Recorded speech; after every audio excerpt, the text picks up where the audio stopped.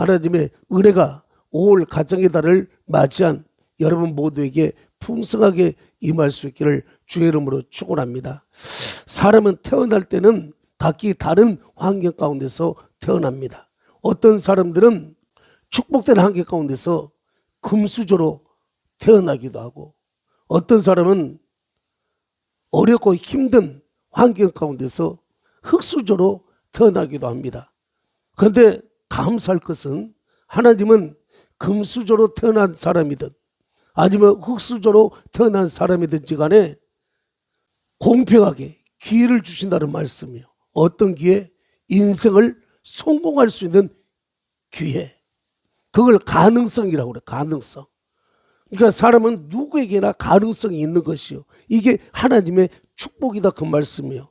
이 가능성을 개발한 사람, 이 가능성을 붙들고 사는 사람은 승리하는 것이고, 그냥 아무런 의미 없이 신세 한탄하면서 나름 흙수저니까, 우리 집은 너무 어렵고 보잘것 없으니까 나를 틀렸어, 마치 이런 식으로 스스로 인생을 포기해버린 듯한 이런 삶을 사는 사람들은 하나님께서 주신 축복의 가능성을 포기해버린 것이기 때문에 그의 삶은 비참하다. 이건 정해진 사실이에요. 여러분, 하나님은 저와 여러분들을 사랑하십니다. 특별히 자기 아들을 아끼지 아니하시고 우리 모든 사람을 위하여 내어주시니까 왜 그 아들과 함께 모든 것을 우리에게 주시지 않겠느냐 말씀하신 것처럼, 하나님은 아들 예수님도 주셨는데 무엇인 듯 안 주시겠냐 그 말이에요. 그 말씀하신 분이 한계가 있다면 몰라, 능력에 제한이 있다면 몰라요. 그런데 그 말씀하신 분은 하나님 아니십니까? 전지전능하신 하나님, 창조의 하나님, 못하실 것이 없으신 그 하나님이 하신 말씀이에요. 아들도 줬는데 왜 모든 것을 주지 않겠느냐. 그러면 오늘 우리가 태어난 환경과 분위기만 보지 말고, 지금 못난 우리 모습만 바라보지 말고, 나를 부르셔가지고 자녀 삼아주신 그 아버지 하나님을 바라보면서 용기를 내시고 힘을 내시고, 하나님께서 나를 통해서 이루고자 하신 그 뜻이 내 인생의 비전이 되어가지고 날개를 단 듯 여러분들의 인생을 비상할 수 있기를 주의 이름으로 축원합니다. 승리한 사람은 이처럼 비전이 있는 사람이에요. 비전. 성경도 잠언 29장 18절 말씀에 꿈이 없는 백성은 망한다 말씀하고 있죠. 꿈이 없는 백성은 방자의 해가 거니와, 이 말씀이 꿈이 없는 백성은 망한다 그 말이에요. 근데 우리들은 어렸을 적부터 너무나도 많은 말을 들었어요. 꿈에 대해서. 꿈은 가져야 된다. 꿈이 없으면 안 된다. 소년이여 야망을 가져라. 여러분, 오늘 이 하나님이 주신 비전하고 또 오늘 우리들이 흔히 말하는 야망하고는 굉장히 차이가 있습니다. 야망은 뭐냐? 큰 것을 이루어 보려고 하는 희망이 야망이에요. 그러니까 마음속에 막 이 거품만 불러 일으켜 준다 그 말이에요. 너는 커서 뭐 되라. 그리고 나는 뭐가 돼야 되겠다. 그저 사람들이 좋다고 하는 것은 되고 싶어, 하고 싶어. 그리고 우리 자녀들이 이렇게 좋은 환경 가운데서 사람들에게 존경받는 그런 일을 하게 하고 싶어. 그러니까 네 꿈이 뭐냐?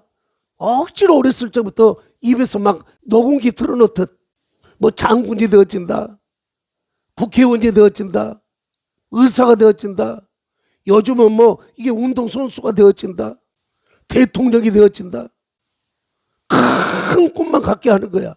대부분 그것은 물거품으로 끝나버립니다. 그런데 이 비전은 뭐냐? 오늘 하나님께서 나를 통해서 하시고자 하시는 그 일이 비전이야. 여러분, 이런 비전을 가지고 인생을 항해하는 사람들은요, 반드시 승리하게 되어지고 반드시 창대하게 되어지는 일이 일어날 줄로 믿습니다. 여러분 안에 꿈이 있습니까? 야망, 망상, 큰 부자가 되고 싶다, 돈 많이 벌고 싶다, 출세하고 싶다. 그렇게도 되어져야 되겠지만 여러분, 그 호황된 꿈속에 살지 말라 그 말이에요. 그건 깨트려져 버려야 되는 거예요. 빌보스 2장 13절 말씀에 하나님께서는 자기의 기쁘신 뜻을 이루기 위해서 우리 안에 소원을 두고 행하신다고 말씀하셨으니, 하나님의 나를 통해서 하나님의 기뻐하신 일을 이루시기 위해서 우리 안에 막 불러 일으켜주는 불같은 소망, 이게 비전인 것이에요. 비전은 보는 것이에요.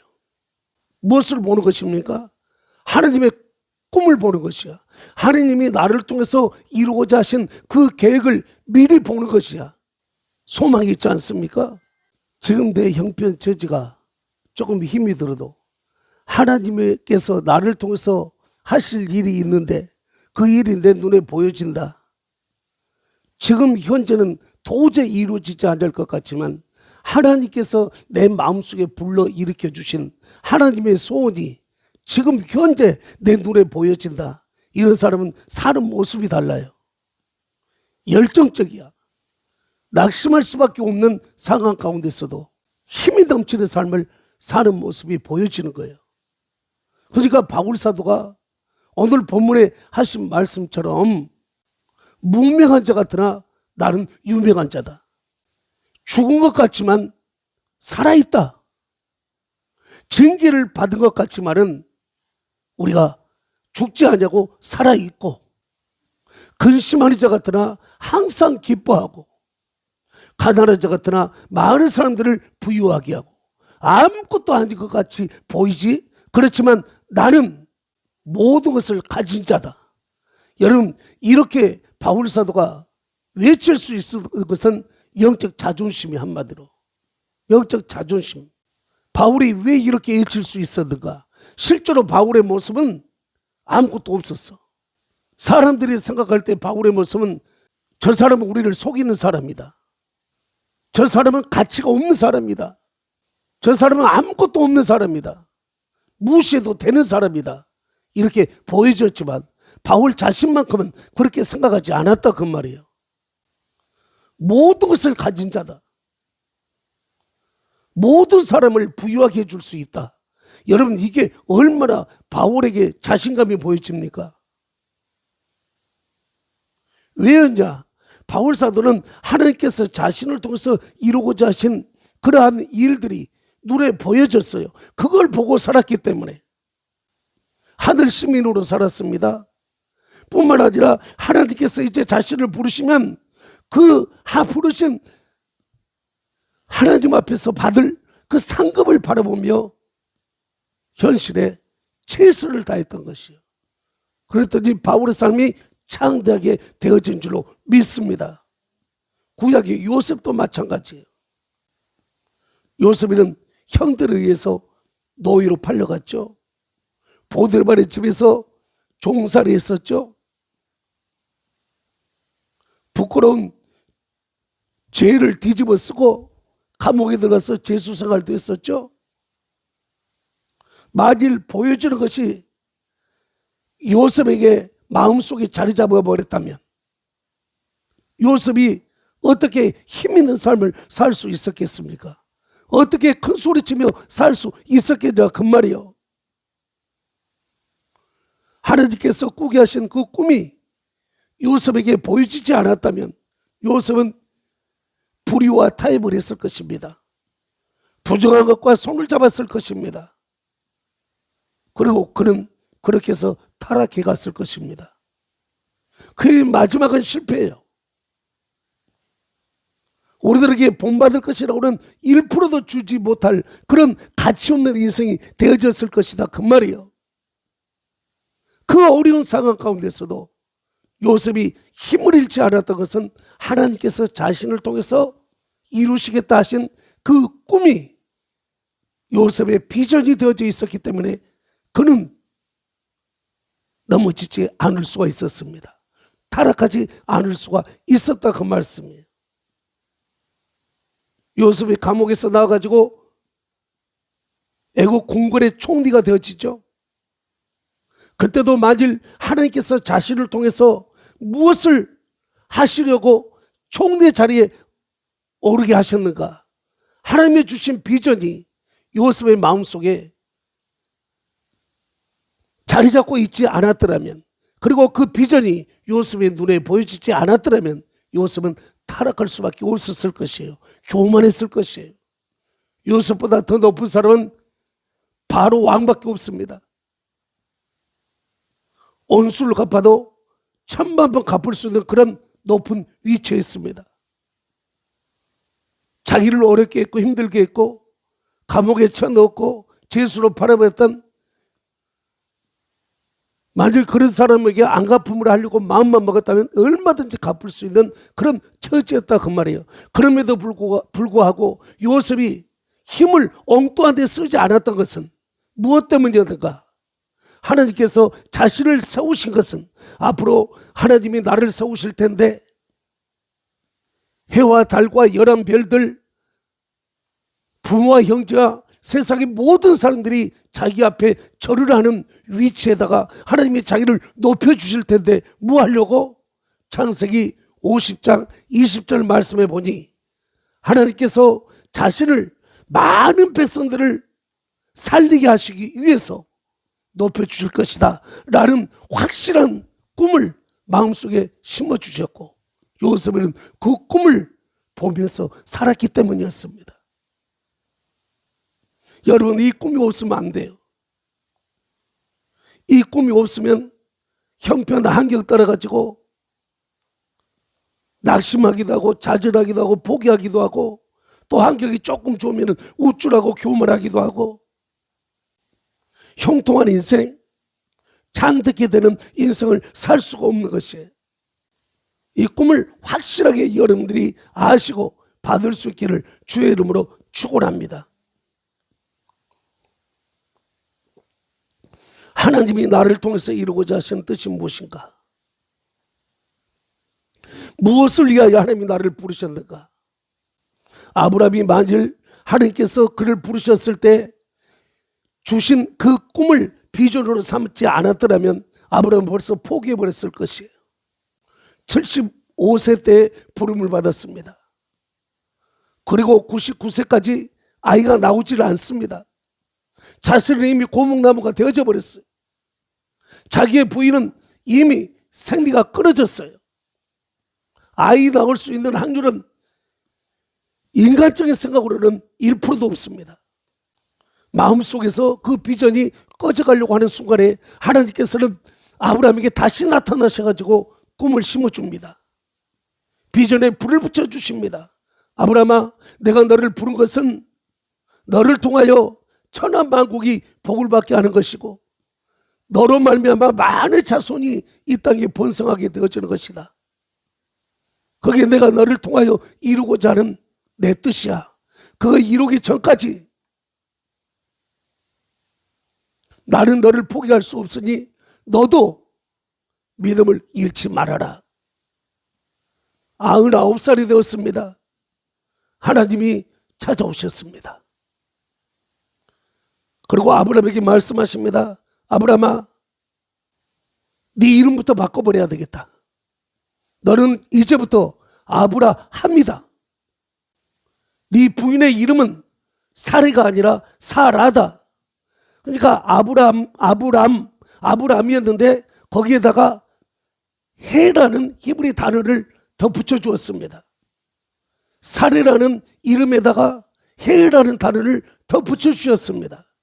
해라는 의미가 두 가지가 있는데 손구멍이라는 의미가 있습니다. 소망이라는 의미도 있습니다. 아브라함은 높은 아버지예요. 너는 우리 가문에서 우리 동네에서 높은 위치에 올랐으면 좋겠다. 그렇게 살아라. 의미로 아브라함이라고 했는데 하나님께서는 아니다. 너는 열국의 아버지가 되어질 것이다. 모든 민족의 복의 근원이 되어질 것이다. 사레야, 너는 나의 공주라는 의미를 가졌지만 이제는 아니다. 열국의 엄마가 될 것이다. 그때부터 아브라함은 부인을 부르는 호칭이 달라져 버렸어요. 사라도 남편을 부르는 호칭이 달라졌어요. 가기는 아브라함이었습니다. 그런데 열국의 아버지요, 아들 낳지도 않았는데 자녀 생산도 못했는데 열국의 아버지. 또 아브라함은 자기의 본을 보면서 열국의 엄마, 열국의 어머니, 그들은 비전을 선포했던 것이에요. 오늘 또 여러분, 지금 우리 형편 처지는 별로 좋지 않는 상황이다 할지라도 하나님께서 내게 주신 꿈이 있다면 그걸 인생의 비전으로 삼고 나는 반드시 이 꿈을 이룰 것이다. 왜냐하면 하나님이 나를 통해서 그 일을 하고 싶어 하시기 때문이다. 내가 포기하지만 하나님의 뜻은 이루어질 것이다. 열국의 아버지로 바꿔버린 것처럼, 열국의 어머니로 바꿔서 부른 것처럼, 그래서 결과적으로는 아브라함에게서 이삭이 나왔고, 이삭에서 야곱이 나왔고, 이스라엘 민족이 생성이 되어졌고, 온 세계 가운데 그리스도로 말미암은 하나님의 백성들이 만들어진 줄로 믿습니다. 비전이 없는 사람은 방자에 행한다. 망한다 그 말이에요. 꿈이 없는 백성은 망한다 그 말이에요. 여러분 지금 눈에 뭐가 보여집니까? 여러분들의 인생에 대하여 여러분은 미래를 바라볼 때 뭐가 보여지냐 그 말이에요. 세상 사람들의 똑같은 그런 기준에 의해 가지고 보지 말라고 했습니다. 하나님이 하신 말씀이 여러분 안에 심겨져 가지고 그게 바로 여러분들의 인생의 가능성으로 보여져야 되는 거예요. 이게 믿음이야. 한마디로 히브리서 11장 1절 이하의 말씀 보면 믿음은 바라는 것들의 실상이요 보지 못하는 것들의 증거니 선진들이 이로써 증거를 얻었느니라. 믿음으로 모든 세계가 하나님의 말씀으로 지어진 줄을 우리가 아나니 나타나는 것은 보이지 않는 것으로 말미암아 되어졌다라고 말씀해 주고 있어요. 내 눈에는 지금 아무것도 보이지 않습니다. 지금 우리 형편으로는 되어질 것이라고는 아무것도 없는 듯 너무나도 연약하게 보여집니다. 그런데 하나님께서 우리 안에 주신 비전이 있다면 그 비전 붙들고 나가야 됩니다. 반드시 이루어질 줄로 믿습니다. 그래서 눈에는 아무 보여지는 것이 없고 손에는 잡혀지는 것이 없고 감각적으로 느껴지는 것이 없다 할지라도 하나님께서 내게 주셨던 비전, 하나님이 나를 통해서 하시겠다고 하신 하나님의 계획, 이것이 내 인생의 비전이 되어져 가지고 힘이 되어지면 나도 가능성이 있구나, 나도 창작이 되어지리라, 반드시 되어지리라 하는 막 자신감이 넘쳐나는 것이에요. 그래서 우리들도 아무것도 가진 것이 없지만은 모든 것을 가진 자로다. 아멘. 너네들 눈에는 내가 죽은 것 같이 보여지지만은 아니다. 나는 살아있다. 아무개는 이제 다 살았나 보다, 다 되었나 보다, 저 인생 끝이구나 이렇게 말한다 할지라도 아니야, 무슨 말이야. 하나님이 나를 통해서 이루고자 하신 이런 그림이 있는데 이 그림이 완성될 때까지 나는 결코 숟가락 놓을 수가 없다. 나는 스스로 포기하지 않을 것이다. 하나님은 반드시 이루실 것이다. 아멘. 꿈을 가지셔요. 그냥 인생 여러분들이 구경하듯 지내쳐버리지 마세요. 여러분들의 인생이 한 번 사는 것 아닙니까? 우리가 연극하는 것 아니지 않습니까? 한 번뿐인 인생이야. 그 인생을 어떻게 살려고, 아니 그 인생을 지금까지 어떻게 사셨습니까? 구경하듯 살았다면, 아무런 희망도 없이 살았다면, 이제는 하나님의 말씀이, 하나님께서 여러분들 각 사람을 부르셨을 때 여러분을 통해서 이루고자 하신 하나님의 그 뜻이 여러분들의 인생의 목표가 되어져 가지고